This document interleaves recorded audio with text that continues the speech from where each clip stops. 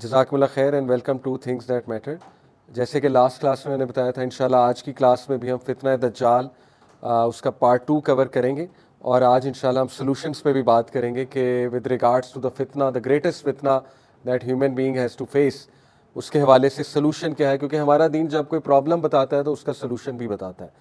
देखिए, फितना दज्जाल, उसका इम्पैक्ट, उसकी वजाहत, उसके इम्पैक्ट की वो हदीस में बेशुमार जगहों पे मेंशन्ड है, लेकिन just to revisit that impact, नबी सल्लल्लाहु अलैहि वसल्लम ने कहा कि हज़रत आदम की क्रिएशन से लेके क़यामत तक कोई भी फितना इतना स्ट्रॉन्ग नहीं होगा, इंसान के ऊपर इतना ज़्यादा हावी नहीं होगा जितना फितना दज्जाल। देखिए, मैं आपको कुछ फितने रिविजिट करवाता हूँ ताकि आप इस फितने के इम्पैक्ट का एहसास जो है वो अपने अंदर ला सकें। फॉर मैन, अगर मैं मैन की बात करूँ तो मर्दों के लिए औरत बहुत बड़ा फितना है, और फितना कोई गाली नहीं है, फितने का मतलब है टेस्ट और ट्रायल। देखिए, आज के दौर में हुस्न, औरत का हुस्न कितना नुमाया करके दिखाया गया, सेलिब्रिटीज़ की शक्ल में, मॉडल्स की शक्ल में, और फिर एक बहुत ही एक्सट्रीम फॉर्म में, ज़ाहिर है गलीज़ इंडस्ट्री जो पॉर्न इंडस्ट्री है। तो मर्दों को ये पता है ये कितना बड़ा उनके लिए फितना है और कितना बड़ा ट्रायल है उनके लिए, और कितना टेम्पटिंग है, कितना ज़्यादा टेम्पटिंग है। यानी कितने ही मर्द हैं कि जो इस फितने के हाथों मारे गए, यानी इस फितने ने उनका ईमान, उनकी एनर्जी, उनका नूर, ज़ाहिर है सीने के अंदर एक नूर होता है अल्लाह की तरफ से, लेकिन ज़ाहिर है कि वो नूर गुनाहों की वजह से चला जाता है। तो मर्दों को पता है मैं क्या बात कर रहा हूँ कि उनके लिए ये फितना कितना टेम्पटिंग है, औरत का जो फितना है। और इसको मज़ीद नुमाया किया गया, आज की जो फैशन इंडस्ट्री है उसने मज़ीद नुमाया किया इसको, और मूवीज़ ने इसको मज़ीद नुमाया किया, फिर वो जो इंडस्ट्री जिसका मैंने नाम लिया उसने मज़ीद नुमाया किया। इसी तरह आप देखिए कि माल का फितना कितना बड़ा फितना है। कितने लोग हैं कि जो माल की खातिर क्या नहीं कर जाते।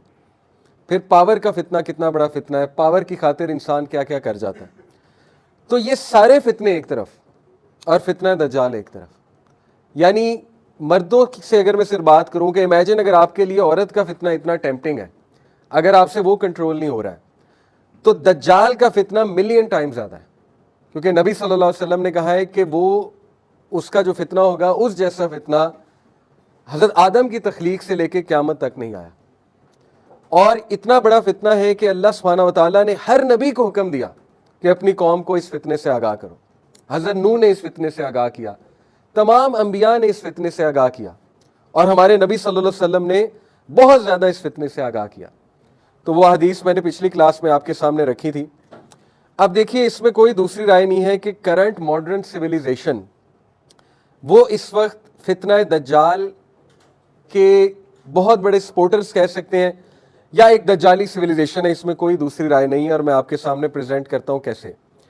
देखिए, दज्जाल का मतलब ही डिसीवर है, द ग्रेट डिसीवर, और दज्जाल के दौर में हर चीज़ वो उलट हो जाएगी। नबी सल्लल्लाहु अलैहि वसल्लम ने फरमाया ना, जैसे कि उसका जन्नत दोज़ख होगा और उसका दोज़ख असल में जन्नत होगा। तो इस वक्त मॉडर्न वेस्टर्न सिविलाइजेशन जो है पर्टिकुलरली, उन्होंने जिस लाइफस्टाइल के पीछे हमें लगा दिया और जिन वैल्यूज़ के पीछे हमें लगा दिया, वो इटसेल्फ बहुत बड़ी डिसेप्शन है। हमारी डेफिनेशन चेंज हो गई है सक्सेस की, हमारी नॉलेज की डेफिनेशन चेंज हो गई है। हम नॉलेज किसी और चीज़ को समझते हैं कुछ और, सक्सेस हम एक चीज़ को समझ रहे होते हैं, लेकिन कुरानिक डेफिनेशन ऑफ फलाह और सक्सेस टोटली कुछ और है। इसी तरह आप देखें कि डेमोक्रेसी, उसको डिसेप्शन के तौर पे प्रेजेंट किया गया कि फ्रीडम है, लेकिन असल में वो स्लेवरी है। मॉडर्न डेमोक्रेसी का नारा लगा के उन्होंने मुस्लिम कंट्रीज़ को कॉन्कर किया, लेकिन असल में इनस्लेव किया। तो देखें ना कि डिसेप्शन इस लेवल की है कि दिखाया ये जा रहा है कि आज़ादी दी जा रही है, दिखाया ये जा रहा है कि तुम्हारे फ़ायदे की बात है, दिखाया ये जा रहा है कि बेहतरीन चीज़ तुम्हें प्रेजेंट की जा रही है, लेकिन असल में वो सारा का सारा दजल है। और जैसे जैसे इंसान उसमें पढ़ता जाएगा, जैसे जैसे पढ़ता जाएगा, तो असल हकीकत से दूर होता जाएगा, यानी दीन से दूर होता जाएगा। और यही असल में फितना दज्जाल का बहुत बड़ा इम्पैक्ट है कि एक इंसान को पता भी नहीं लगेगा, लेकिन वो इस तरह से दजल में इन्वॉल्व हो जाएगा, इस तरह इल्यूजन में इन्वॉल्व हो जाएगा, डिसेप्शन में इन्वॉल्व हो जाएगा कि वो अपने असल को भूल जाएगा, अपने मकसद को भूल जाएगा, आखिरत को भूल जाएगा। और मुसलमान होने के बावजूद भी, जो हदीस में आता है ना कि एक ऐसा वक्त आएगा कि सुबह को मोमिन शाम को काफिर, या शाम को मोमिन सुबह को काफिर, मुसलमान होने के बावजूद वो उन वैल्यूज़ को चेज करेगा, उन फिलॉसफीज और इज़म्स और स्किज़म्स के पीछे जाएगा जो टोटली गैर शरई हैं। तो ये इसमें कोई दूसरी राय नहीं है। मैंने जैसे आपको शुरू में भी कहा कि इस वक्त हमें नज़र आ रहा है कि ये जो मॉडर्न सिविलाइजेशन है ये प्योर दजालिक सिविलाइजेशन है, दजल पर मबनी एक सिविलाइजेशन है, धोखे पर मबनी एक सिविलाइजेशन है। ये जितने इज़म्स और स्किज़म्स हैं जिनके पीछे हम लगते हैं और हम समझते हैं कि हम बहुत कामयाब हैं, हम समझते हैं कि हम बिल्कुल ठीक जा रहे हैं, असल में इतना बड़ा धोखा है कि खुदा ना खास्ता ऐसा ना हो कि हम इतना ज़्यादा इनके पीछे चले जाएं और जब एंड में आँख खुले तो बहुत लेट हो जाए, तब रिपेंट करना भी बहुत लेट हो जाए, और तब जब असल दीन हमारे सामने आए तो हम इनकार कर दें। यही दजल है ना कि हम इतना ज़्यादा मुतासिर हो जाए फितना दज्जाल से, और जिस तरह ग्लैमराइज करके वो चीज़ों को दिखाएगा, हम इतना मुतासिर हो जाए उस लाइफस्टाइल से कि जब असल ठोस दीन हमारे सामने आए तो हम इनकार कर दें, हम कहें कि नहीं ये तो दीन हो ही नहीं सकता। दैट इज़ द अल्टीमेट दज्जल, राइट। तो बहरहाल अब देखिए कि ये जो वन आई का कॉन्सेप्ट है कि दज्जाल एक आंख से सिर्फ देख सकता होगा, इसको कुछ स्कॉलर्स ने, मैंने आपको बताया, मेटाफोरिकली लिया है, कुछ ने लिटरल लिया है। हमें दोनों पॉसिबिलिटीज़ को देखना है समझने के लिए। It could be metaphorical, it could be literal, और हम इसको लिटरल भी लेंगे कि यस उसकी शक्ल सूरत वैसी ही होगी जैसे अल्लाह के नबी सल्लल्लाहु अलैहि वसल्लम ने फरमाया। लेकिन अगर इसको मेटाफोरिकली देखा जाए, जैसे कुछ स्कॉलर्स बयान करते हैं, टू नेम वन, डॉक्टर इसरार रहमहुल्लाह कहते थे कि दज्जाल और उसके फॉलोअर्स सिर्फ मटीरियल आई से चीज़ों को देख रहे होंगे, यानी उनकी जो रूहानी आंख है वो बंद होगी, उनकी जो इंटरनल आई है, जो दिल की आंख है, जो एक नूर है, वो बुझ जाएगा और उन्हें रियलिटी सामने होने के बावजूद भी नहीं समझ आ रही होगी। तो आज ऐसे ही है, आप देखें कि हमारे सामने क्लियर पता लग रहा है कि एक चीज़ गलत है, लेकिन कितने लोग उसे गलत कहते हैं, बल्कि लोग उसे फॉलो करने लगते हैं। गलत तो दूर की बात, फॉलो करने लगते हैं। देखिए एक सोशल मीडिया इन्फ्लुएंसर है, आज वो नौजवानों को नचा रहा है अपनी उंगलियों पे, यानी वो कोई गाना लॉन्च करता है सब फॉलो करते हैं, दिस इज दजल। वो कोई एल्बम निकालता है सारे पीछे जाते हैं, सारे परचेज करते हैं, यानी बुराई को परचेज किया जा रहा है। तो इसी से आप दज्जाल के फितने का इम्पैक्ट का जो है अंदाज़ा लगा लें कि अगर हमसे एक सिंगर नहीं रेजिस्ट हो पा रहा, हमसे एक ट्रेंड नहीं रेजिस्ट हो पा रहा, हैशटैग, हमसे जो है वो एक इन्फ्लुएंसर का कंटेंट नहीं रेजिस्ट हो पा रहा, और फिर अगर ज़ईफ़ुल एतकादी की बात की जाए तो देखें आज बहुत से लोग जिनका अकीदा खुदा न खास्ता ठीक नहीं है, वो आमिलों के पास जाते हैं, बाबों के पास जाते हैं, पीरों के पास जाते हैं, कैसी कैसी बातों पे ट्रस्ट करते हैं जाके, और अल्लाह ताला पर कितना तवक्कल कमज़ोर होता है, लिटरली पीरों को खुदा बना लेते हैं। तो देखिए वही बात है कि दज्जाल जब आएगा तो फिर वो तो सबसे बड़ा पीर होगा इन दैट सेंस, उसके हाथ में तो फिर बहुत से सॉल्यूशंस होंगे। तो समझ ये लगी कि दज्जाल से बचने के लिए अकीदा स्ट्रॉन्ग करना बहुत ज़रूरी है, अकीदा के बारे में पढ़ना।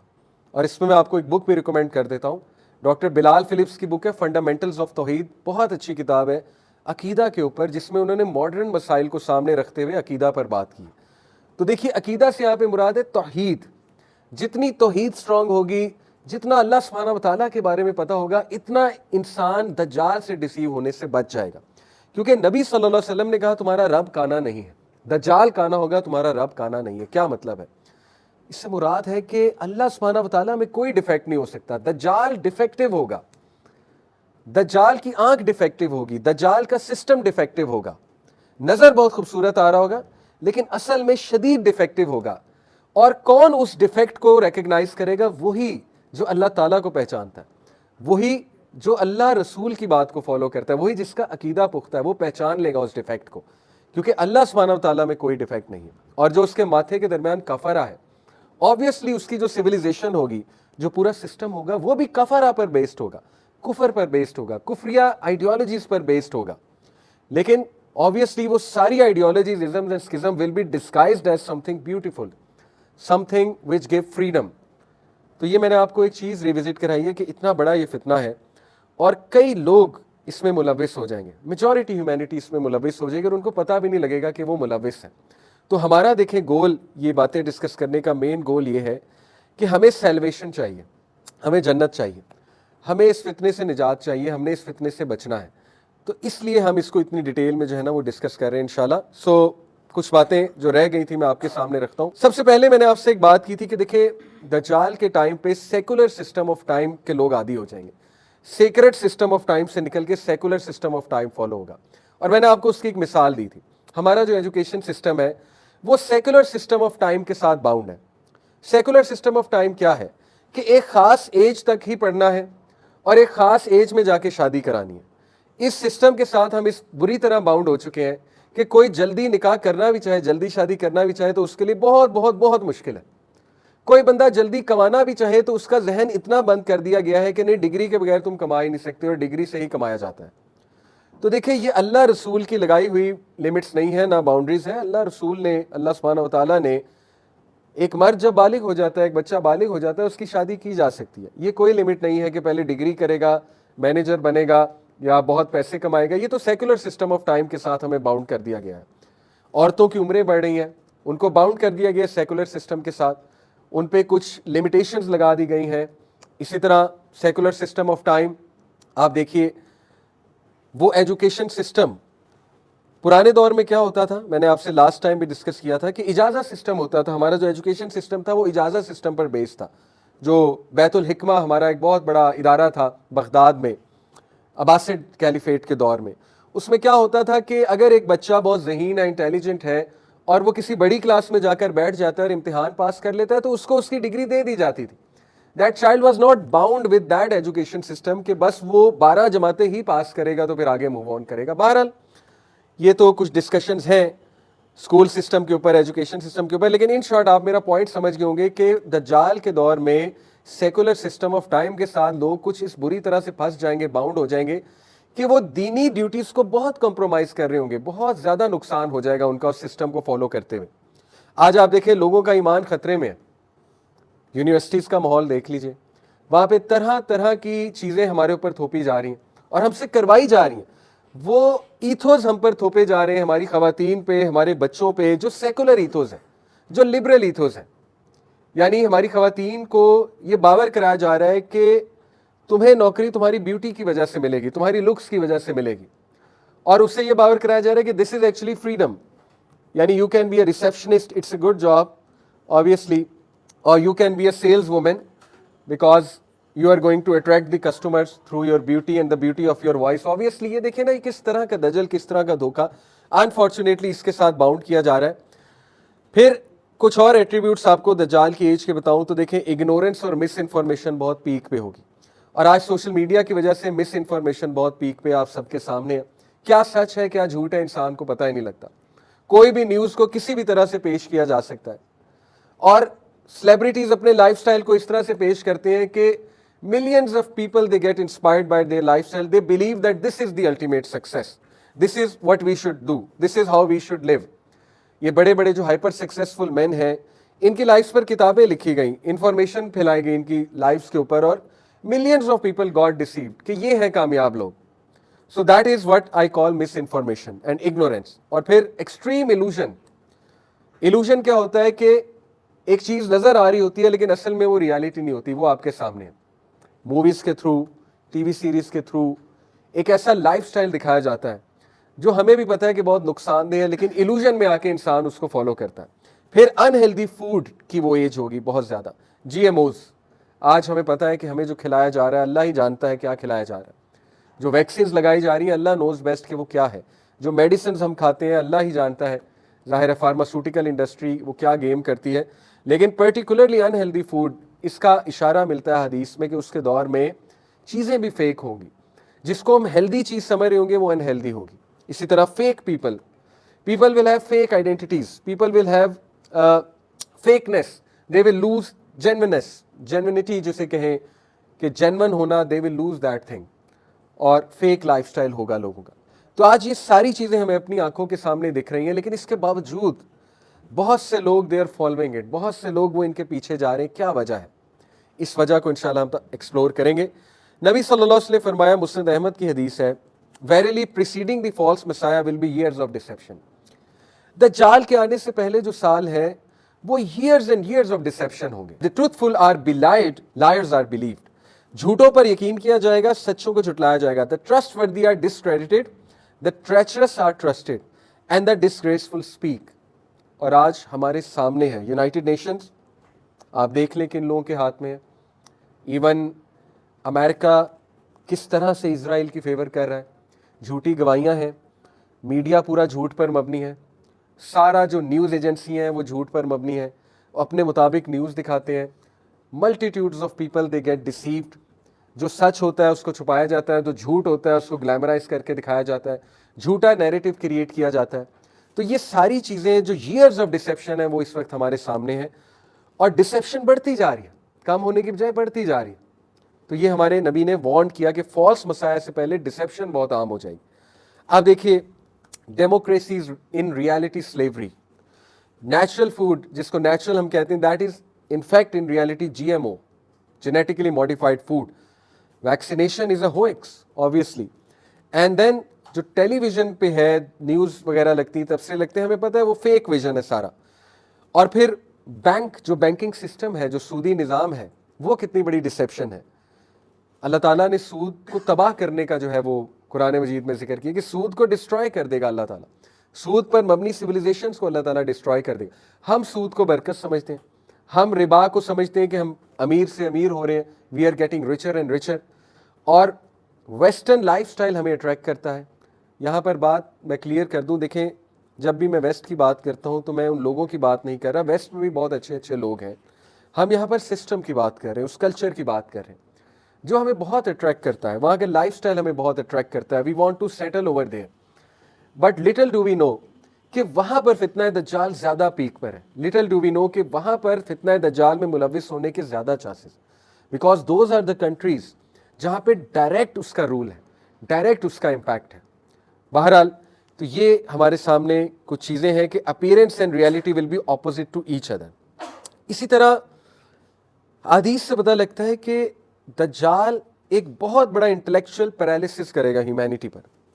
मैंने आपको बताया कि देखिए, if you look at all the humanity, खुदा ना खास्ता when you look at them, आपको एहसास होता है कि इंसानियत डम्ब से डम्ब होती जा रही है। यानी देखिए ना, लैंग्वेज में डम्ब होते जा रहे हैं हम। किसी दौर में लैंग्वेज हमारी अच्छी होती थी, अब फजूल लैंग्वेज को कूल समझा जाता है। F words, S words, slang, उसको लैंग्वेज समझा जाता है। गिबरिश को लैंग्वेज समझा जाता है। यानी जितनी गालम गलोच होगी, जितनी उसमें आप कह ले प्रोफैनिटी होगी, और मूवीज में चीज़ें दिखाई जाती हैं, उसको कूल बन के प्रेजेंट किया जाता है। इसी तरह आप देखिए कि जितनी इमोरल है एक चीज़, उसको उतना पसंद किया जाता है। तो दिस शोज कि वाकई ह्यूमैनिटी पे इतना बड़ा इंटेलेक्चुअल पैरालिसिस लगा हुआ है कि ह्यूमन बीइंग ने शायद सोचना समझना ही छोड़ दिया। हम किसी चीज़ को फॉलो करने से पहले नहीं सोचते कि हम इस चीज़ को फॉलो आखिर क्यों कर रहे हैं, इस चीज़ से हमें मिलेगा क्या। आप देखें कि लोग ऐसे ऐसे चैनल्स को फॉलो करते हैं जो चैनल्स क्लियर है कि उनकी मॉरल वैल्यूज़ भी ख़राब कर रहे हैं, और जो क्लियर है बहुत ज़्यादा कि उनकी आखिरत को भी ख़राब कर रहे हैं। आप टिकटॉक की मिसाल ले लीजिए, लोग टिकटॉक पर अकाउंट बनाते हैं और किस तरह से पैसे कमाते हैं। यानी इतनी डम हो चुकी है हमारी जनरेशन कि उनको समझ ही नहीं आ रही कि असल में सक्सेस क्या है, असल में मॉरल वैल्यूज़ क्या है। किसी दौर में आप देखें लोगों को किताबें पढ़ने का शौक़ था, आज की हमारी जनरेशन आप देख लें वो किस किस्म के शौक़ पाले हुए और उनको किन चीज़ों का शौक़ है। यानी वो तबाही खुद पैसे देकर ख़रीद रहे हैं। उनको पता है ये चीज़ गलत है, उनको पता है ये चीज़ मेरे लिए ठीक नहीं है, लेकिन still they are buying it out, still they are subscribing to these things. तो ये है वो मैसिव इंटेलेक्चुअल पैरालिसिस जो ह्यूमैनिटी पर आ चुका है कि ह्यूमन बीइंग ने सोचना समझना छोड़ दिया, और लोग फंसे हुए हैं, करते जा रहे हैं बस for the sake of living. They are just living, कि चलने दो, ऐसा ही है। आपके सामने है द ग्रेटर इजराइल, उसका जो प्लान है उस पर उन्होंने अमल करना शुरू कर दिया है, और इस प्रोजेक्ट को मक्का मदीना तक ले जाने का इरादा रखते हैं। नबी सल्लल्लाहु अलैहि वसल्लम ने फरमाया कि दज्जाल बहुत तेज़ी से ट्रैवल करेगा दुनिया में, यहाँ तक कि वो मक्का मदीना तक भी जाएगा। तो ऑब्वियस सी बात है कि जो ग्रेटर इजराइल का प्लान है इसमें पूरा मिडल ईस्ट शामिल है, हत्ता कि इसमें मक्का मदीना भी शामिल है। तो नबी सल्लल्लाहु अलैहि वसल्लम ने फरमाया कि दज्जाल जब मक्का मदीना पहुंचेगा तो वहाँ के जो गेट्स हैं, इनविजिबल गेट्स, वहाँ पे एंजल्स गार्ड कर रहे हैं, तो एंजल्स उसे वहाँ दाखिल नहीं होने देंगे अल्हम्दुलिल्लाह। यानी मक्का मदीना में जो लोग हैं वो सेफ हैं उस दौर में जब दज्जाल आ चुका होगा। और फिर दज्जाल पैर मारेगा वहाँ पे ज़ोर से तो एक जल्जला आएगा, और जितने भी मुनाफिकीन हैं मक्का मदीना में वो बाहर आ जाएंगे।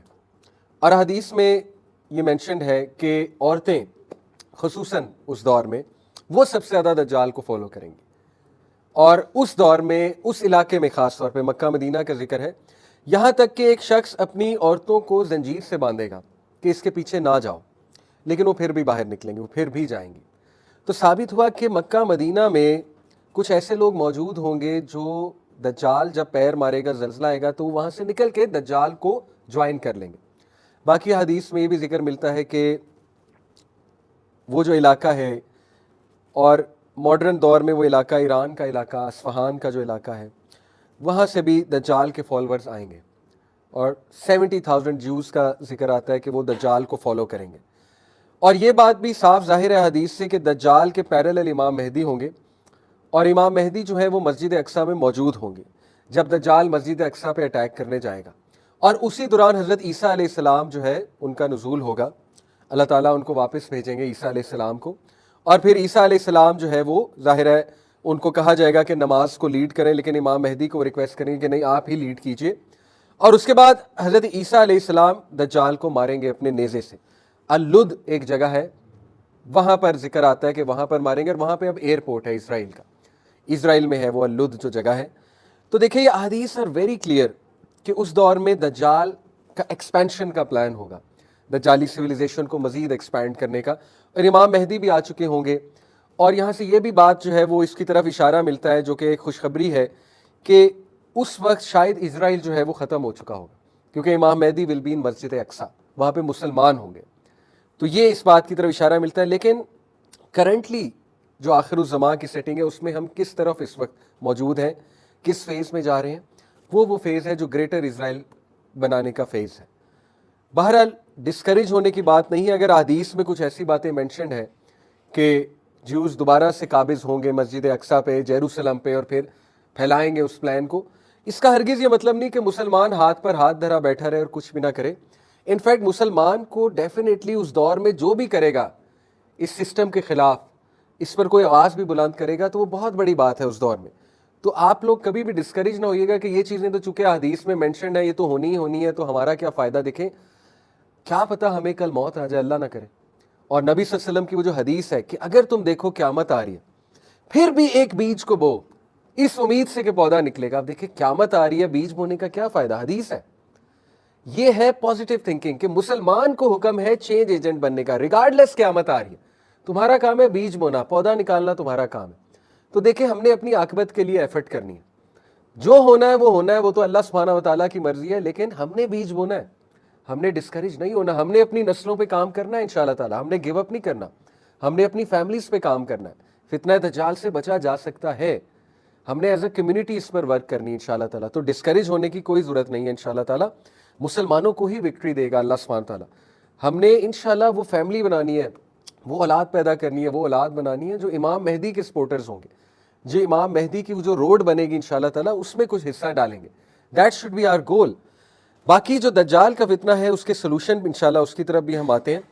और उससे पहले कुछ और थ्रेट्स के ऊपर अगर बात करूं, देखिए हदीस से पता लगता है कि इंसानियत की एक्सट्रीम डिपेंडेंसी होगी दज्जाल के ऊपर, एक्सट्रीम डिपेंडेंसी, क्योंकि वो सिस्टम बहुत ज़्यादा अट्रैक्टिव होगा।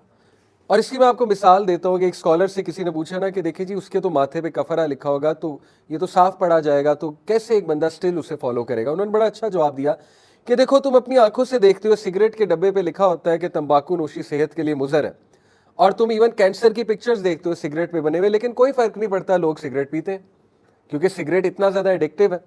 तो जब सिगरेट इतना एडिक्टिव हो सकता है तो उसकी जो पूरी तहजीब है, उसके जो तौर तरीके हैं, वो जिस जिस तरह के करतब दिखाएगा, वो जिस तरह से लोगों को फैमिन के दौरान कहेगा कि मुझसे लो, मैं तुम्हें देता हूँ, मैं दौलत देने वाला हूँ, मैं शोहरत देने वाला हूँ, तो फिर जाहिर है कि लोग उसकी सिविलाइजेशन के भी इतने एडिक्ट बन चुके होंगे कि उनसे फितना दज्जाल से बचना बहुत मुश्किल हो जाएगा।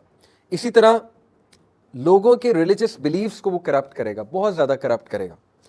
नबी सल्लल्लाहु अलैहि वसल्लम ने देखे इतना बड़ा फितना, यहाँ तक फरमाया कि एक बड़े से बड़ा मोमिन उसके सामने आएगा लेकिन उससे कन्विंस हो जाएगा जब वो उसे उसको आर्गूमेंट्स प्रेजेंट करना शुरू करेगा, और फरमाया कि भाग जाओ। नबी सल्लल्लाहु अलैहि वसल्लम ने कहा फ्ली, दज्जाल अगर तुम्हें कहीं नजर आए या पता लगे कि वो आ गया है तो फ्ली, वहां से भागने का हुक्म है, उसको फेस करने का हुक्म नहीं है। और उस दौर में ज़्यादा से ज़्यादा अपने घरों में रहने का हुक्म है। साबित हुआ कि देखिए जितना हम आउट गोइंग होंगे, आउट गोइंग से मुराद है कि ऐसी जगहों पे जाएंगे जहाँ पे ईमान ख़राब होने के चांसेस हैं, और आजकल हमने ऐसी जगह बना दी हुई हैं।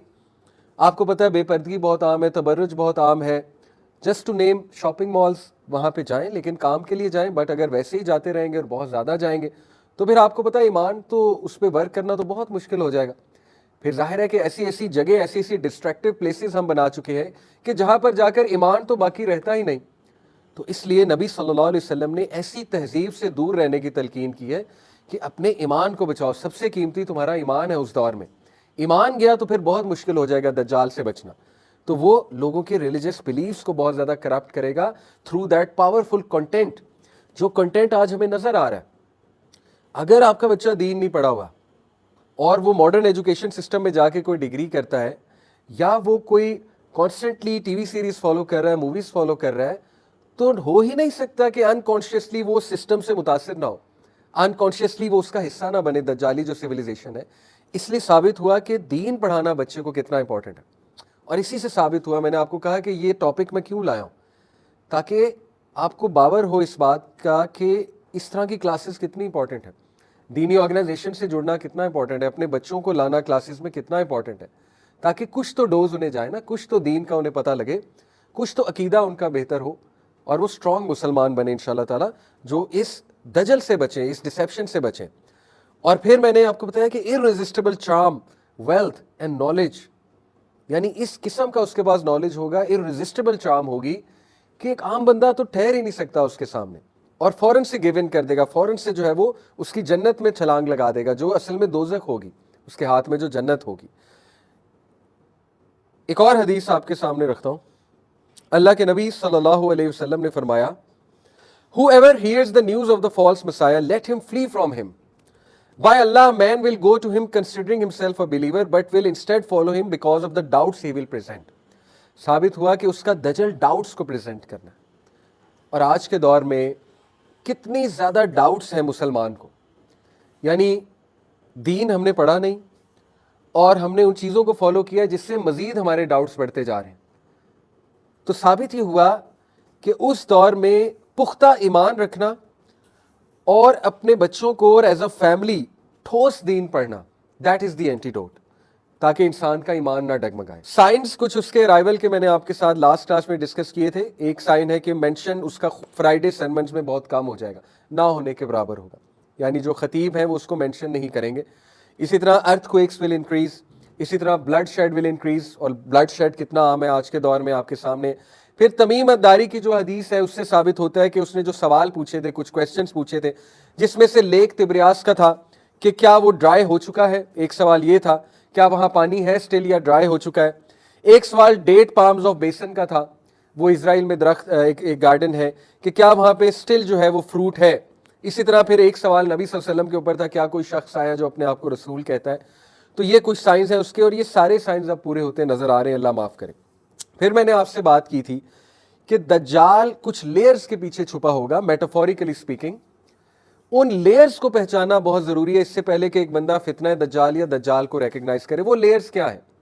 Layer of misinformation, layer of scientific uh, layer of extreme illusion and layer of glamour. और हर एक का एंटीडोट मौजूद है। देखिए, लेयर ऑफ मिस इन्फॉर्मेशन क्या है?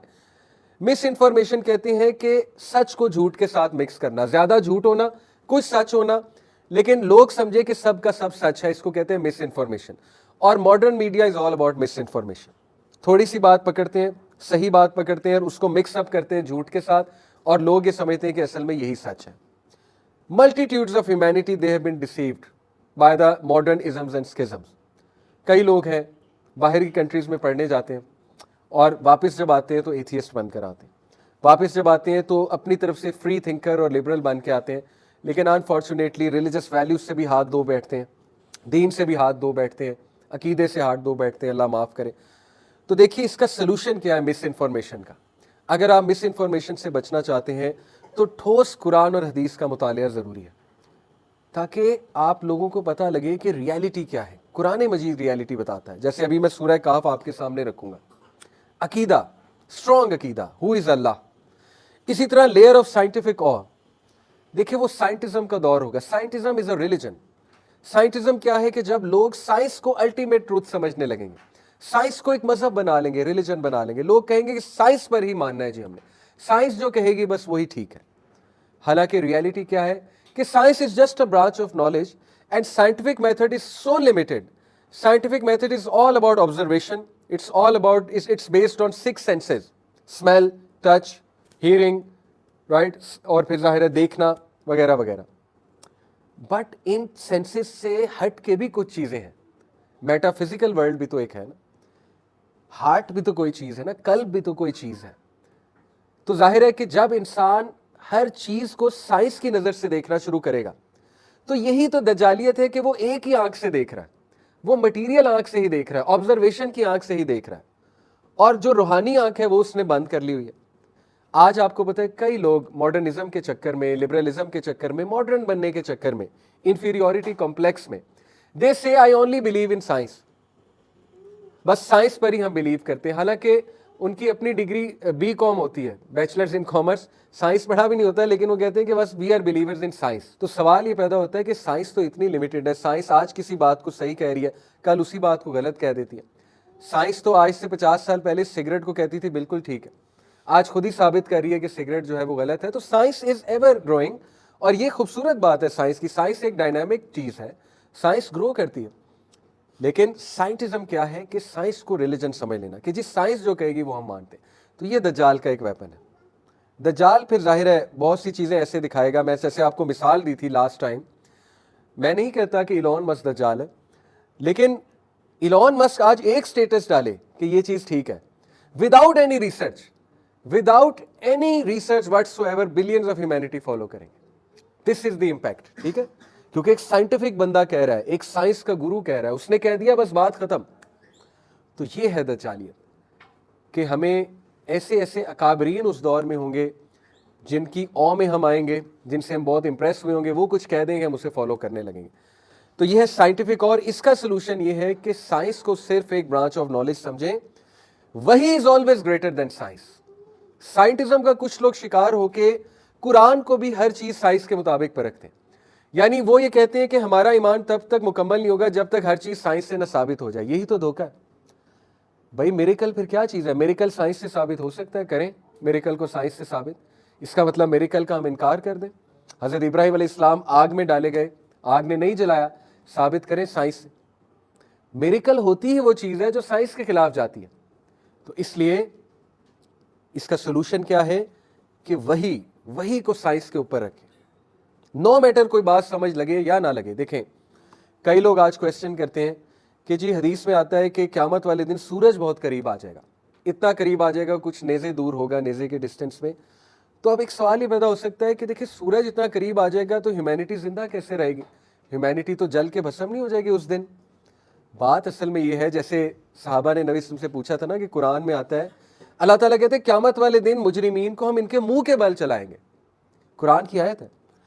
सहाबा ने पूछा था कि यार रसूल अल्लाह ये कैसे होगा? सवाल है।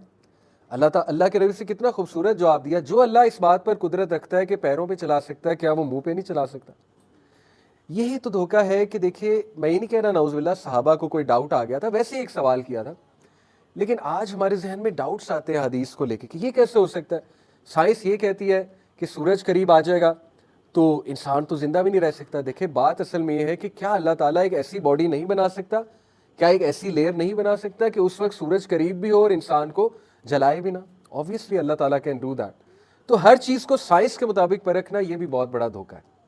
तीसरी लेयर ऑफ एक्सट्रीम इल्यूजन। इसका सोल्यूशन क्या है? मेक श्योर कि आपकी डेफिनेशंस और कॉन्सेप्ट्स आर क्रिस्टल क्लियर। वो कैसे क्रिस्टल क्लियर होंगे? बच्चों को दीन पढ़ाएंगे तो उन्हें क्रिस्टल क्लियर होगा कि कॉन्सेप्ट क्या है, डेफिनेशन क्या सही है। अदरवाइज बच्चे एडवर्टीजमेंट देखेंगे, यूट्यूब को फॉलो। देखे ना, आज मुझे बड़ा अफसोस हुआ, and I have to take out names. Usually मैं नेम्स नहीं लेता, लेकिन मैं नसीहत के तौर पे, अल्लाह ताला हिदायत दे हमारे व्लॉगर्स, मैं इसलिए नाम ले रहा हूँ क्योंकि मुझे इतना दुख हुआ कि मैं ईशा की नमाज़ पढ़ने लगा हूँ मस्जिद में, तकबीर हो गई, अल्लाह अकबर हो गया, इमाम ने अल्लाह अकबर कर दिया, मेरे साथ 3 बच्चे खड़े हुए। वो 3 बच्चे डकी भाई के व्लॉग की बात कर रहे हैं, नमाज खड़ी हो चुकी है, मैं भी अल्लाह अकबर करने लगा हूँ, मेरे साथ खड़े हुए उसकी गाड़ी के ऊपर बात कर रहे हैं कि तुझे पता है उससे वो वाली गाड़ी ले लिया और तूने उसकी गाड़ी देखी, नमाज खड़ी हो चुकी है, and they are talking about these things. गुस्सा तो मुझे बहुत चढ़ा कि इनको लगाऊं नमाज के बाद एक, लेकिन मैंने बस थोड़ा सा सब्र करते हुए बड़े प्यार से उनसे बात की कि बेटा नमाज शुरू हो गई थी, आप लोग ऐसे बात ना किया करो। लेकिन मुझे देखिए बड़ा अफसोस हुआ कि यही दज्जालियत है कि मस्जिद में खड़े होकर हमारे बच्चे 9-10 साल के बच्चे हैं, किस चीज़ की बात करें? गाड़ियों की, कि तूने उसकी गाड़ी चेक की। तो इसका मतलब हमारे बच्चों की डेफिनेशंस क्लियर नहीं है। मेरा यूट्यूब चैनल है 1.01 मिलियन, अल्हम्दुलिल्लाह अभी मिलियन टच किया। तो पहला सवाल मुझसे बच्चे करते हैं, सर आप कितना कमाते हैं? अल्हम्दुलिल्लाह मोनेटाइज नहीं है, हो सकता है फ्यूचर में कोई शराय सदर हो तो कर भी दें एक अच्छे पर्पज़ के लिए, लेकिन फ़िलहाल हमारे चैनल्स मोनेटाइज नहीं है, ताहा भाई का, मेरा, यूथ क्लब का। तो पहला सवाल ही होता है, बल्कि मुझसे हैरान होकर पूछते कि आप क्यों नहीं करते मोनेटाइज?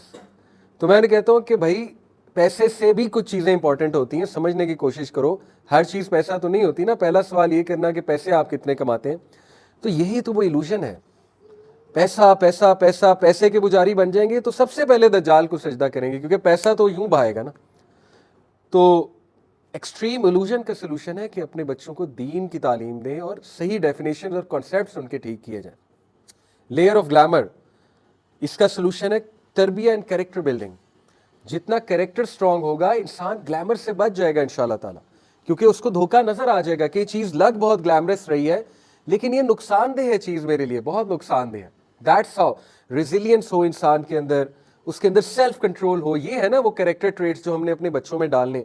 और अनफॉर्चुनेटली मुसलमान जो है वो मजीद दज्जाल पे डिपेंडेंट कर रहा है अपने बच्चों को, और गोरा सरप्राइजिंगली वो अपने बच्चों में ये स्किल्स डाल रहे हैं, क्योंकि उन्होंने ये ट्रैक आउट कर लिया है कि सोशल मीडिया एडिक्शन और मोबाइल एडिक्शन तो बहुत बुरी चीज़ है, हमारी तो जनरेशन खत्म हो जाएंगी। चाइना ने ट्रैक आउट कर लिया, जापानीज ने ट्रैक आउट कर लिया है, वो लिमिट्स लगा रहे हैं अपने लोगों पे, टिकटॉक पे लिमिट्स लगा रहे हैं, ऑनलाइन गेमिंग पे लिमिट्स लग रही हैं, इंटरनेट यूज पे लिमिट लग रहा है, पेरेंटिंग ऐसी करी जा रही है, पेरेंट्स को वार्न किया जा रहा है कि अपने बच्चों को इन चीज़ों से बचाएं।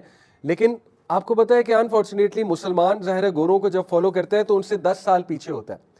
हमें नज़र आ गया कि उनके माशरे में उनके क्या क्या असरात आए इन चीज़ों के, हम अभी तक उन चीज़ों के पीछे जा रहे हैं, हम पेरेंटिंग नहीं लर्न कर रहे। हम में से कितने पेरेंट्स हैं जिन्होंने पेरेंटिंग के ऊपर कोई कोर्स किया हुआ है, कोई किताब पढ़ी हुई है? आपकी सोच है गोरे इस पर कितना काम कर रहे हैं, मैं उन्हें फॉलो करता हूँ उनके कंटेंट को। भला का काम है पेरेंटिंग के ऊपर, बिकॉज दे रियलाइज के चले दीन तो उनके पास नहीं है, हम तो लकी हैं हमारे पास दीन है। वो स्टिल एफर्ट्स कर रहे हैं कि हमने अपने बच्चों को, अपनी जनरेशन्स को बचाना है। वो आपको पता है नेचुरल वे ऑफ लाइफ की तरफ जा रहे हैं। मिनिमलिज्म की पूरी मूवमेंट कभी सर्च कीजिएगा, वो मिनिमलिस्टिक हो रहे हैं। दे नो कि ये जो मॉडर्न सिविलाइजेशन है इसके चैलेंजेस क्या है, हमने मिनिमलिज्म की तरफ जाना है। पूरी एक मूवमेंट है मिनिमलिस्टिक मूवमेंट, जिसमें नेचर की तरफ टर्न करना है। They are growing their own vegetables, they are keeping their own animals, farm houses बना रहे हैं, वहाँ पे मुर्गियाँ पाल रहे हैं, बकरे पाल रहे हैं, भैंसे पाल रहे हैं। उन्हें पता नहीं क्या चीज़ खिलाई जा रही है, ऑब्वियसली ऑब्वियस सी बात है। तो देखिए साबित ये हुआ कि दज्जाल के दौर में बचने के लिए नेचर के करीब होना बहुत ज़रूरी है, नेचुरल चीज़ों की तरफ जाना जो है वो बहुत ज़रूरी है। अब लास्टली इंशाल्लाह ठोस सोल्यूशन, ये तो मैंने आपको पिन पॉइंट करके कि लेयर ऑफ मिस इन्फॉर्मेशन का क्या सोल्यूशन है, कुरान और हदीस का नॉलेज। लेयर ऑफ साइंटिफिक ऑ का सोल्यूशन है कि साइंस को, साइंटिज्म की तरफ मत जाए, साइंस को बस एक सब्जेक्ट के तौर पर लें और वही को हमेशा प्रेफरेंस दें साइंस के ऊपर। Layer of extreme illusion, make sure your concepts and definitions are clear.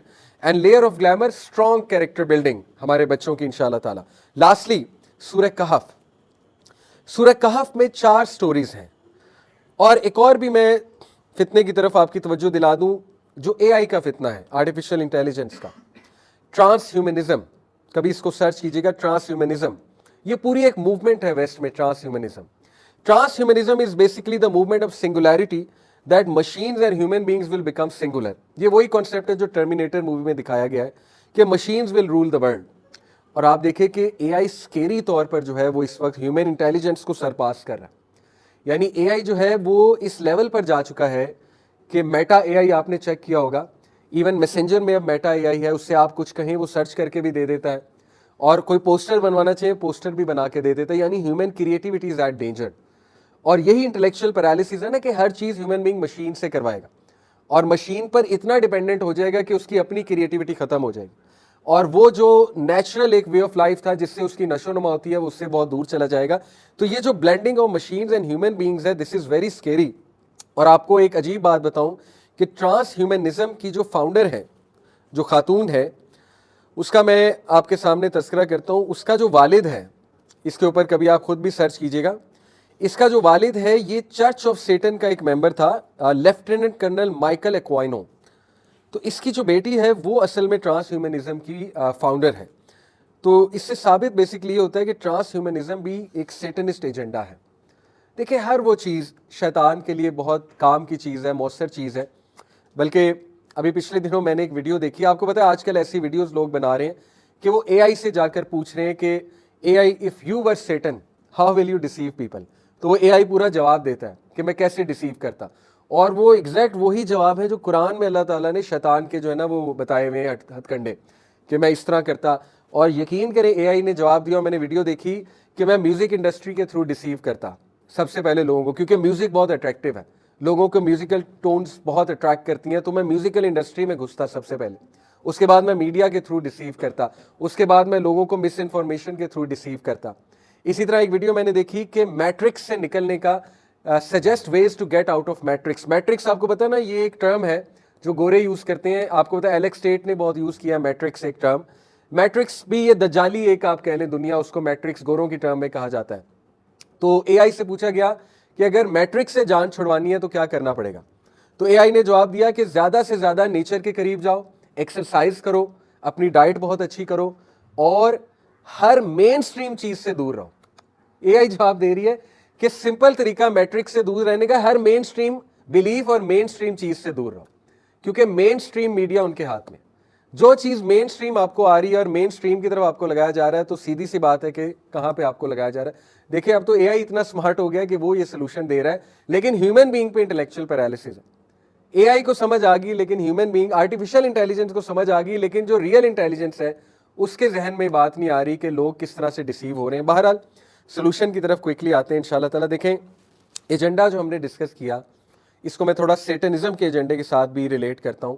Satanism का एजेंडा बहुत क्लियर है, सेटन का, वो कुरान मजीद में भी मेंशन है, corrupting God's creation to the core, इंसान को नेचुरल लाइफ से इतना दूर ले जाना, उसको लिटरली मशीन बना देना, उसकी क्रिएशन ही चेंज कर देना, उसकी हर चीज ऑपोजिट कर देना। ये तो शैतान ने सूरह निसा वर्स नंबर 119 में 4 जो प्रोमिसेस किए थे उनमें से एक ये था कि ऐ अल्लाह मैं इनकी तख्लीक को चेंज करूंगा, और वो आज आपके सामने है कि हमारी रूटीन्स ऑपोजिट हो चुकी हैं, यानी रात को हम जागते हैं, सुबह को हम उठते हैं, ये तख्लीक ही चेंज होना है ना, फितरत से दूर जाना है। और हमें बुरी चीज़ें अच्छी लगने लगी हैं, अच्छी चीज़ों से हम दूर भागते हैं। हम जिस चीज़ को नॉलेज समझ रहे हैं वो नॉलेज नहीं है असल में, और जो असल नॉलेज है उसकी तरफ हम जा नहीं रहे हैं, यानी जो वही का इल्म है। ठीक है, तो यही तो वो करप्शन है। इसी तरह विदाउट अ सोल, रूहानियत को ख़त्म करना है। मैंने आपको एक बुक रिकमेंड की थी, उस बुक का नाम वो है लिबरल एजुकेशन के ऊपर है, उसका सॉरी मेरे अभी जहन से नाम निकल के बाहर है। हार्वर्ड के रिटायर्ड डीन ने, हार्वर्ड कॉलेज के रिटायर्ड डीन ने वो किताब लिखी है, हैरी आर ल्यूइस उसका नाम। उस किताब का जो लुबे लुबाब है वो है कि does liberal education have a future. हाँ, उस किताब का नाम है एक्सीलेंस विदाउट सोल, हार्वर्ड के फॉर्मर डीन ने लिखी हुई है। तो उसमें वो आर्ग्यू करता है कि लिबरल एजुकेशन का मकसद ही इंसान की रूहानियत खत्म करना। और कितने लोग लिबरल इदारों में जाके डिसीव हो जाते हैं, रूहानियत से दूर चले आते हैं। ये मजहब छोड़ो, खुदा किसने देखा है, आखिरत किसने देखी है, किसी ने आके बताया तो नहीं ना कि आखिरत होगी। सिर्फ बॉडी पर गौर करो, सिर्फ मटीरियल एस्पेक्ट पे गौर करो, सिर्फ दुनिया पे गौर करो, दुनिया बना लो, यही दज्जालियत है। और end of humanity as we know it, humanity को खत्म करना, ह्यूमन ट्रेड्स को खत्म करना, और अल्टीमेटली ह्यूमन बीइंग को मशीन बना देना। तो जो सोल्यूशन है जी, सूरह कहफ, अमेजिंग सोल्यूशन। नबी सल्लल्लाहु अलैहि वसल्लम ने मुख्तलिफ हदीस में सूरह कहफ को मेंशन किया।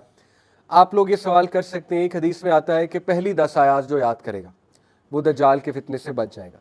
एक हदीस में आता है जो आखिरी 10 आयात याद करेगा। एक हदीस में पूरी सूरह कहफ का जिक्र होता है।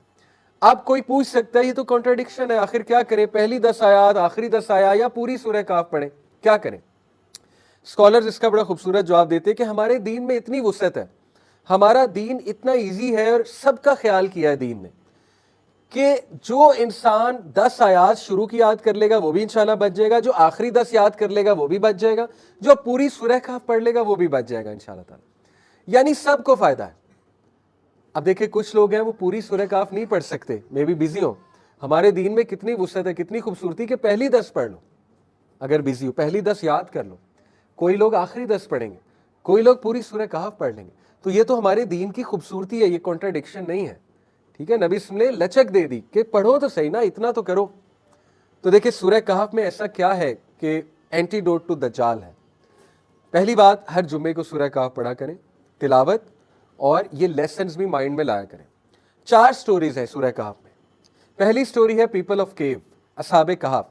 असहाबे कहफ कौन थे? ये बेसिकली चंद नौजवान थे, ज्यादा गुमान यही है कि 7 थे, अब कितने थे वल्लाह आलम, लेकिन 7 के ऊपर ज्यादा गुमान जाता है, और एक इनका कुत्ता था।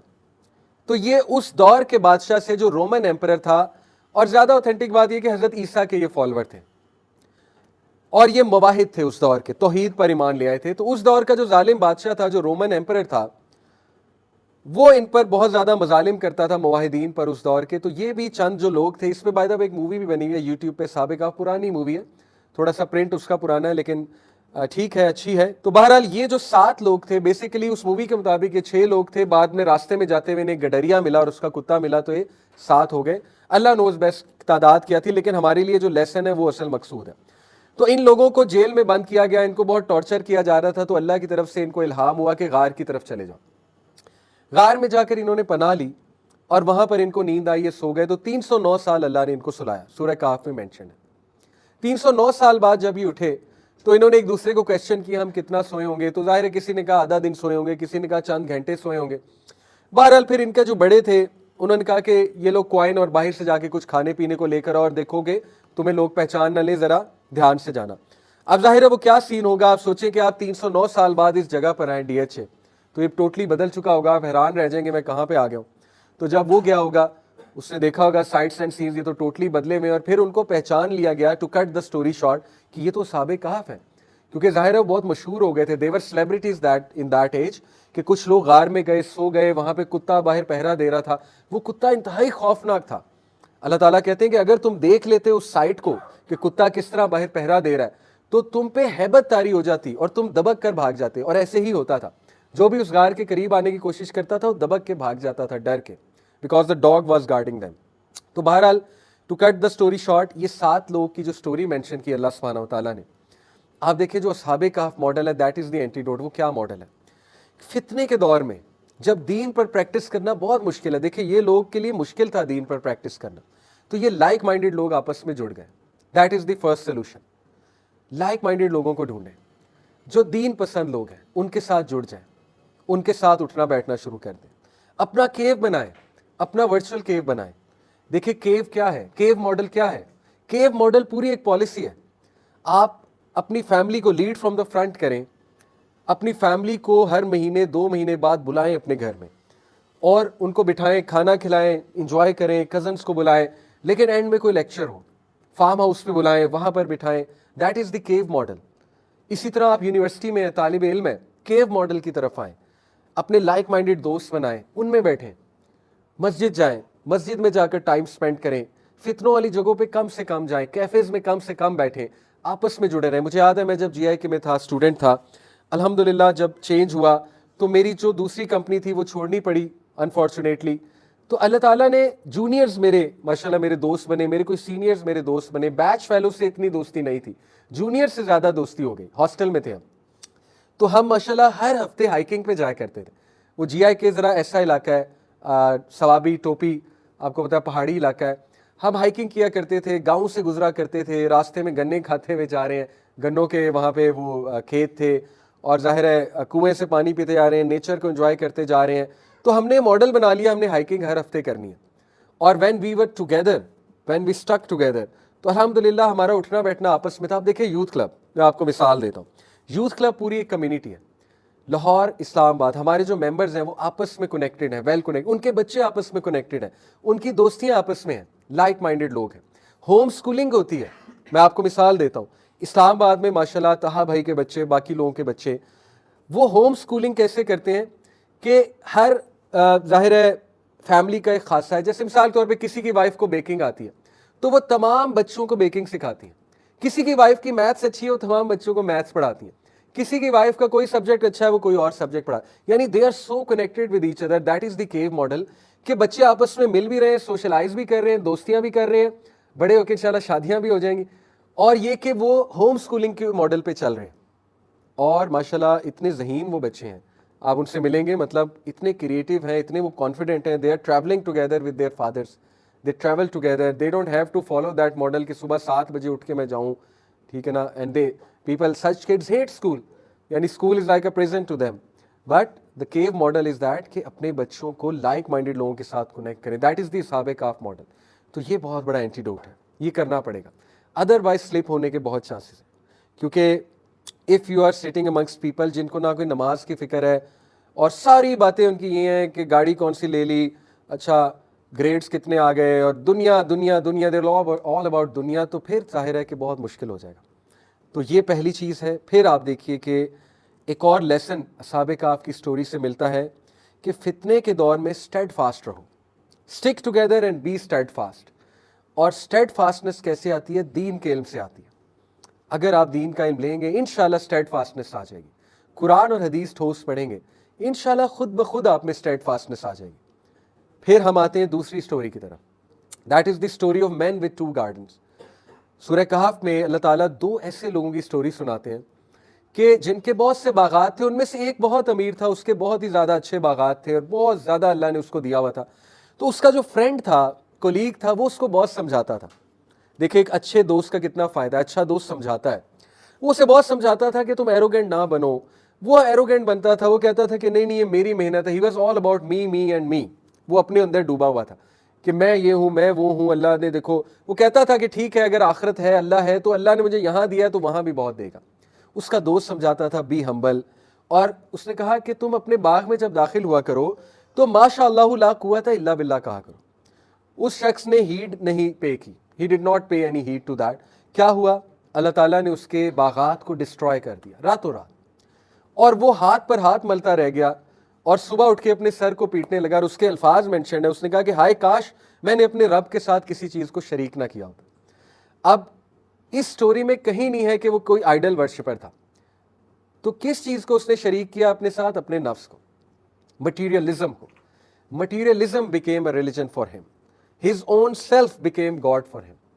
तो आज के दौर में ये बहुत थिन लाइन है।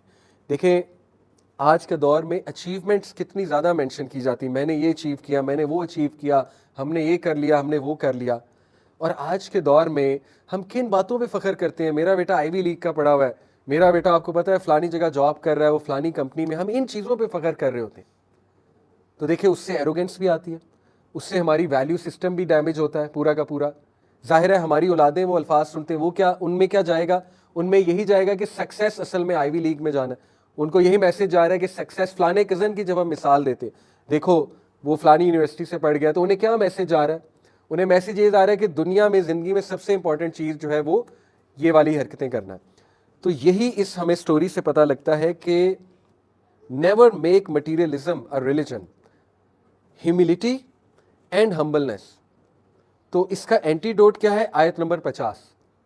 अल्लाह ताला ये स्टोरी सुनाने के बाद कहते हैं अलमालु वल बनूना ज़ीनतुल हयातिद दुनिया वल बाकियातुस सालिहातु खैरुन इंदा रब्बिका सवाबन व खैरुन अमला।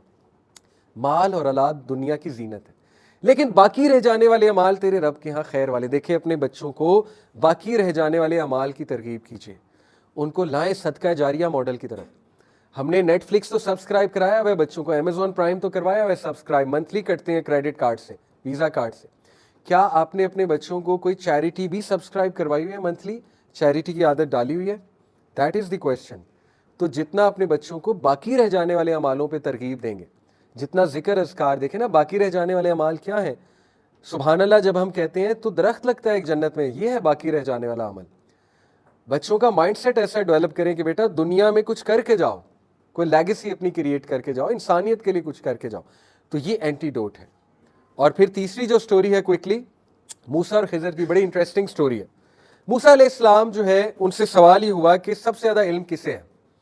तो जाहिर है बतौर नबी उन्होंने जवाब दे दिया, क्योंकि नबी को सबसे ज़्यादा इल्म होता है अल्लाह की तरफ से। तो उन्होंने कहा कि मुझे है, इसमें कोई एरोगेंस नहीं थी, बतौर नबी उन्होंने ये बात की। तो अल्लाह ताला ने फिर उनको ये वही की कि नहीं मूसा, मेरा एक बंदा है, आप उससे जाकर मिलिए, खिज़र, उसको सबसे ज़्यादा इल्म है। अब देखिए खिज़र अलैहिस्सलाम एक ऐसा कैरेक्टर है, मैं यहाँ पे क्लियर कर दूँ कि अहले तशय्युअ भी खिज़र अलैहिस्सलाम के हवाले से कुछ अकीदा रखते हैं, और हमारे कुछ सूफिया हैं एक्सट्रीम साइड पर जो गए सूफीज़, वो खिज़र अलैहिस्सलाम, आपने अर्तुगरुल में खिज़र का बहुत मेंशन सुना है। अर्तुगरुल जो थी उसमें इब्ने अरबी का कैरेक्टर था, ऑल्दो इब्ने अरबी एक बहुत हेरेटिक और एक्सट्रीम सूफी थे। उस टीवी सीरीज़ में तो उनका पॉजिटिव कैरेक्टर दिखाया, लेकिन इन रियलिटी इब्ने अरबी के अकायद बहुत ख़राब थे। तो बहरहाल सूफिया का एक अकीदा है कि खिज़र फ़िलहाल भी मौजूद हैं दुनिया में और हमारी मदद को आते हैं, और बाकायदा आपने देखा है अर्तुगरुल की कुछ सीन में खिज़र से मदद भी मांगी जाती थी। तो देखिए ये बातिल अकीदा है, खिज़र अलैहिस्सलाम अगर तो इंसान है और स्टिल जिंदा है तो नबी सल्लल्लाहु अलैहि वसल्लम के हाथ पे बैत ज़रूर करते, क्योंकि हर जिन और इंस ने नबी सल्लल्लाहु अलैहि वसल्लम के हाथ पर बैत की। ठीक है, ऐसा हो नहीं सकता है कि एक इंसान मुसलमान हो, जिंदा हो और नबी सल्लल्लाहु अलैहि वसल्लम के हाथ पर बैत ना करे। लेकिन आपको नबी सल्लल्लाहु अलैहि वसल्लम की सीरत में कभी खिज़र का कैरेक्टर नहीं मिलेगा, कोई मुलाकात नहीं मिलेगी। ठीक है, तो ये अकीदा दुरुस्त नहीं है। खिज़र अलैहिस्सलाम कौन थे? कुछ लोगों ने, मुफस्सिरीन ने कहा फरिश्ते थे और एक यूनिक फरिश्ते थे, अल्लाह ताला ने उनका तारुफ कराया मूसा से। कुछ लोग कहते थे कि इंसान है, कुछ लोगों ने नबी भी कहा। लेकिन बहरहाल जो भी थे, हमारे लिए बेसिकली वो लेसन्स लेना मकसूद है बजाय कि इस बहस में पढ़ना। लेसन्स क्या हैं? मूसा अलैहिस्सलाम उनके साथ एक सफ़र पे निकले, खिज़र अलैहिस्सलाम उन्हें मिले भी बहुत अजीब तरीके से। वो एक अलग किस्सा है कि अल्लाह ताला ने उन्हें ये कहा था कि आप समंदरी सफ़र करो, जहाँ पे दो समंदर आपस में मिलते हैं, जहाँ पे पानी दो जगह पर मिलता है जाकर, सॉल्टी एंड स्वीट वाटर, वहाँ पर आपको जो है खिज़र मिलेंगे और उसकी निशानी ये है कि आप जो मछली लेकर जा रहे हो वो जिंदा होकर निकल के भाग जाएगी। तो उन्होंने क्या देखा, एक सुरंग बनी, उस सुरंग में मछली चलेगी। कुछ लोग इसको पोर्टल और वॉर्म होल कहते हैं। बहरहाल हम इस डिस्कशन में नहीं जाएंगे, हम लेसन्स की तरफ आते हैं। खिज़र अलैहिस्सलाम इस डायमेंशन के थे या किसी और डायमेंशन के थे, वल्लाहु आलम, लेकिन लेसन्स बहुत इंपॉर्टेंट है। खिज़र अलैहिस्सलाम ने तीन जो है वाक़यात, तीन चीज़ें मूसा अलैहिस्सलाम को विटनेस कराई। पहला वाक़या कि मूसा अलैहिस्सलाम और वो कश्ती में सफ़र कर रहे थे। कश्ती में खिज़र अलैहिस्सलाम ने खामोशी से उस कश्ती में एक शगाफ, एक होल क्रिएट कर दिया, जिसकी वजह से वो कश्ती डूब गई। मूसा अलैहिस्सलाम जलाली तबीयत के थे, उनसे बर्दाश्त ना हुआ, उन्होंने गुस्सा किया। उन्होंने कहा कि ये तो आपने गलत काम किया है, तो आपने कश्ती को जो है वो बिला वजह डबो दिया, ये कश्ती तो गरीब लोगों की थी। खिज़र अलैहिस्सलाम ने कहा मैंने तुम्हें पहले कहा था कि शर्त मेरे साथ ये, तुम सवाल नहीं करोगे, तुमने क्वेश्चन किया। मूसा अलैहिस्सलाम को गलती अपनी वाज़े हुई, माफ़ी मांगी कि चले ठीक है मैं अब नहीं करूँगा सवाल। दूसरी स्टोरी ये हुई कि जाते जाते एक अच्छे खासे बच्चे को मार दिया। अब ये बहुत अजीब वाक़या है, मेरे आपके सामने किसी बच्चे को मार दिया जाए, ज़ाहिर है हम कहेंगे ये क्या हुआ। तो मूसा अलैहिस्सलाम फिर दोबारा नबी थे, उनसे ना रहा गया। उन्होंने कहा ये आपने क्या कर दिया? तो उन्होंने कहा मैंने आपसे पहले कहा था आप मेरे साथ सब्र नहीं कर सकेंगे। तो मूसा अलैहिस्सलाम ने बड़ी मुश्किल से जबर करते हुए कहा कि चलें ठीक है मैं अब नहीं सवाल करूँगा। तीसरा वाक़या ये हुआ कि वो एक ऐसे इलाके में गए जहाँ के लोग बहुत ही कंजूस और मदद ना करने वाले थे। उन लोगों को भूख लगी थी, प्यास लगी थी, लेकिन उन लोगों ने उन्हें बिल्कुल नहीं पूछा। तो खिज़र अलैहिस्सलाम ने एक दीवार गिर रही थी, एक घर की खंडर था, उसको तामीर कर दिया। तो मूसा अलैहिस्सलाम को फिर ये बात मायूब लगी, गुस्सा चढ़ा। उन्होंने कहा कि आप इसकी उजरत ले सकते थे, ये लोग हमें कुछ खाने पीने को दे देते। तो यहाँ पर उन्होंने कहा कि आपका मेरा सफ़र ख़त्म है। यहाँ से ये साबित होता है कि एक इंसान को 3 चांसेस देने चाहिए। ये एक नुक्ता वाज़े होता है यहाँ से। ठीक है, इंसान है, गलती हो जाती है तो कोई बात नहीं, चांसेस देने चाहिए। लेकिन तीसरे के बाद उन्होंने कहा कि नहीं, ये अब मेरे सब्र का पैमाना जो है वो ख़त्म हुआ। तो अब मैं आपको इसकी रीज़न्स बताता हूँ। रीज़न्स क्या हैं? पहली रीज़न ये है कि वो जो कश्ती में शगाफ था वो इसलिए था क्योंकि आगे एक जालिम बादशाह जो है उसकी सल्तनत थी, तो वो कश्ती को हथिया लेता। तो मैंने कश्ती को डुबोना जो है वो बेहतर समझा। बाद में कश्ती ऊपर आएगी, गरीब लोगों के हाथ लग जाएगी और कश्ती वो ले लेंगे, अदरवाइज वो बादशाह ले जाता। दूसरा वाक़या जहाँ तक है, तो वो बच्चा जो था, वो बच्चा अपने माँ बाप के लिए बहुत बड़ी आजमाइश बनने वाला था। तो अल्लाह ताला का हुक्म था कि इस बच्चे को मार दिया जाए। आप देखें, ये मौलाना मदूदी ने इस पर तबसरा किया अपनी तफसीर में कि हो सकता है ये मारना ऐसा हो कि जैसे आप मौत के फरिश्ते को किसी की रूह कब्ज करते देखे तो आपको लगेगा जैसे वो कत्ल कर रहे हैं, मौत का फरिश्ता कत्ल कर रहा है उनको। ठीक है ना, इंसान को हो सकता है कुछ इस तरह का वाक़या हो। बहरहाल कत्ल इसलिए किया, उस बच्चे को मारा इसलिए कि वो बहुत बड़ी आजमाइश माँ बाप के लिए बन जाना था और अल्लाह ताला ने उन्हें एक और बेटा देना था जो उनके लिए बहुत खैर वाला है। तीसरा जहाँ तक वाक़या है, वो जो दीवार थी वो असल में यतीम बच्चों का घर था। अगर वो दीवार गिर जाती तो उनका ख़जाना वाज़े हो जाता जो उनके बाप ने छुपाया हुआ था। तो अल्लाह ताला ने मुझे हुक्म दिया कि उस दीवार को मैं तामीर करूँ। तो वो दीवार को तामीर किया। तो ये इसकी तावील है, ये तफसीलात हैं इन वाक़यात की जिस पर आप सब्र नहीं कर सके। तो ये बहुत खूबसूरत वाक़या, इसमें जो हमें लेसन मिलता है, देखिए वो लेसन ये मिलता है कि नॉलेज तमाम का तमाम अल्लाह सुब्हानहू व तआला की तरफ से, और कोई ये क्लेम करे कि सारा नॉलेज मेरे पास है, वो गलत है, दैट इज़ डिसेप्शन। आज वेस्टर्न सिविलाइजेशन ये क्लेम करती है कि वो ह्यूमैनिटी का जो पीक का नॉलेज है उसको रीच कर गई है, and that is the wrong claim. वही का नॉलेज असल में पीक का नॉलेज है। The fountain head of all knowledge is वही, नॉट द वेस्टर्न सिविलाइजेशन जो वो क्लेम कर रहे हैं। बहुत से लोग क्यों इंस्पायर्ड हैं, क्यों इंप्रेस्ड हैं कि देखो उन्होंने क्या तरक्की कर लिया। देखिए तरक्की कर ली है, ठीक है, लेकिन मुसलमान के पास जो वही है, मुसलमान के पास जो कुरान मजीद है, वो उससे बहुत नेक्स्ट लेवल है, वो अफकार व नज़रियात। तो आज आप देखिए हम किस नॉलेज से इंप्रेस होते हैं। इस्लामिक नॉलेज को हम कुछ नहीं समझते। हम कहते हैं ये तो मौलवी जो है, ये मौलवियों का नॉलेज है, ये तो मस्जिद में जाकर बस बैठो और मस्जिद में जाकर तबलीग करो, असल नॉलेज तो वो है। तो यही तो डिसेप्शन है। तो ये जो तीसरी स्टोरी है, देखिए इससे साबित होता है कि ह्यूमिलिटी और वही का नॉलेज जो है, जो अल्लाह सुब्हानहू व तआला की तरफ से जो गिवन नॉलेज है, जो रिवील्ड नॉलेज है, वही असल नॉलेज है। और दज्जाल जिस नॉलेज से डिसीव करेगा, जिससे बहुत से लोग डिसीव हो जाएंगे, वो असल नॉलेज नहीं है, that is the fake knowledge. और फिर चौथा वाकया जुल्करनैन का है, वो भी बहुत इंटरेस्टिंग है। वो क्या है? जुल्करनैन अलैहिस्सलाम पहली बात कौन थे? जुल्करनैन एक बादशाह थे, किंग साइरस, साइरस कहा जाता है उन्हें, कुछ मुफस्सिरीन ने साइरस कहा।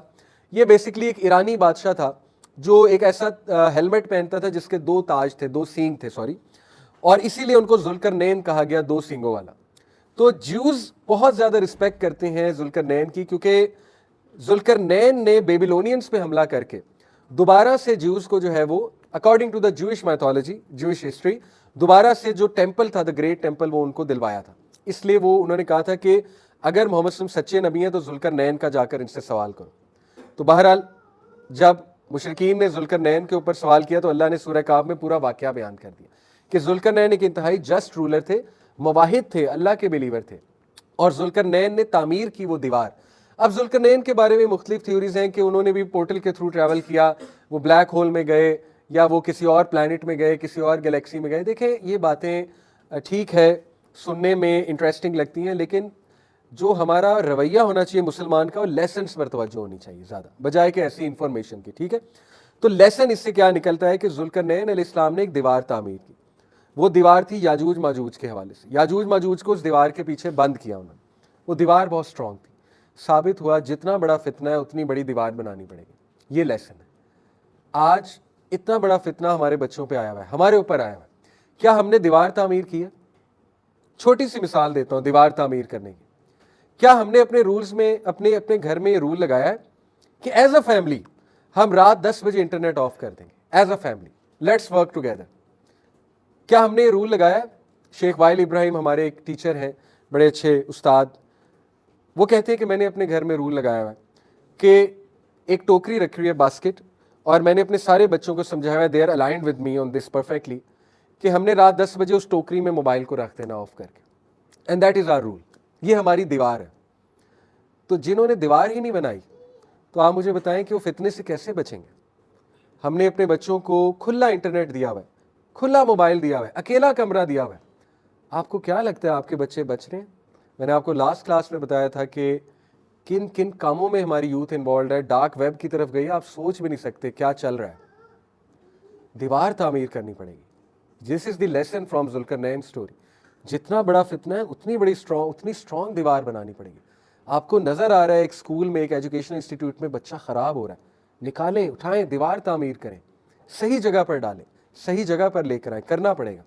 इसी तरह एक और जो इस स्टोरी से लास्ट बात साबित होती है, जुल्करनैन के पास बहुत अथॉरिटी थी, बहुत पावर थी, लेकिन he used that authority to help people, he used that authority for justice.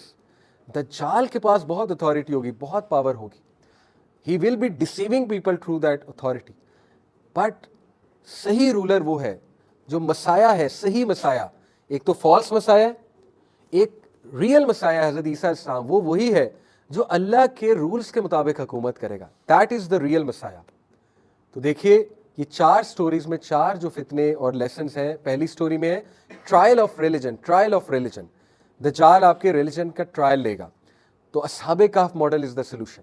Stick together, इकट्ठे रहें, लाइक माइंडेड लोगों में रहें, अकीदा स्ट्रॉन्ग करें, स्टेड फास्ट रहें। और ये दुआ अस्हाबे कहफ की, रब्बना आतिना मिन लदुनका रहमतन वहय्यि लना मिन अमरिना रशदा, इतनी इंपॉर्टेंट दुआ है कि अल्लाह आज के इज़म्स और स्किज़म्स के दौर में मैं गुमराह ना हो जाऊं। अल्लाह इतने नैरेटिव्स हैं, इतना कुछ है, अल्लाह मेरे रास्ते को सीधा रख, सीधे रास्ते की तरफ मुझे ले जा, मुझे हिदायत दे, मुझे गाइड कर। Number 2, trial of materialism, trial of wealth. The जाली civilisation will be very attractive, full of glamour, full of materialism, but be like the man of the garden, जो दूसरे वाला था, जिसमें ह्यूमिलिटी थी, जो खुदा खौफी वाला था, जो पैसे वाला भी था लेकिन उसके अकदार, उसकी वैल्यूज ठीक थी, और जो वल बाकियातुस सॉलिहात पर गौर करने वाला था। तो अपने बच्चों को बाकियातुस सॉलिहात की तरफ लेकर आए और उनकी डेफिनेशंस ठीक करें। Number 3, trial of knowledge. दज्जाल के पास बहुत नॉलेज होगा लेकिन वो दजल पर मबनी होगा, वो मिस इन्फॉर्मेशन होगी, वो डिसेप्शन होगी।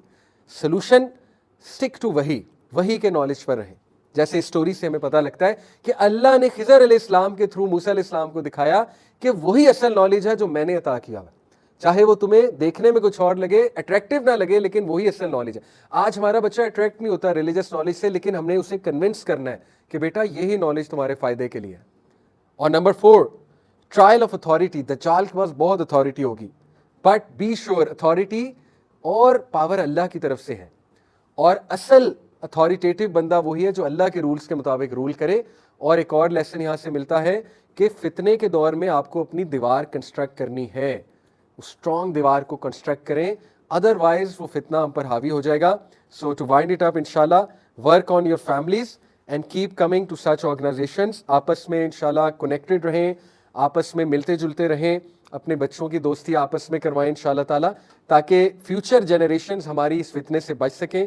और सूरह कहफ पे गौर व फिक्र करते रहें इंशाल्लाह ताला, और अपने बच्चों की वैल्यूज़ ठीक करें, उनकी डेफिनेशंस ठीक करें इंशाल्लाह, उन्हें बचाएं ये जो मॉडर्न कंटेंट है जिसकी वजह से हमारा बच्चा लिटरली अब्दुल सेल्फ बन रहा है, अब्दुल दिनार बन रहा है। नबी ने कहा ना, अब्दुल दिनार के लिए तबाही है, यानी पैसे वाले बंदे, द स्लेव ऑफ मनी, उसके लिए तबाही है। अपने बच्चे को अब्दुल्ला बनाएं,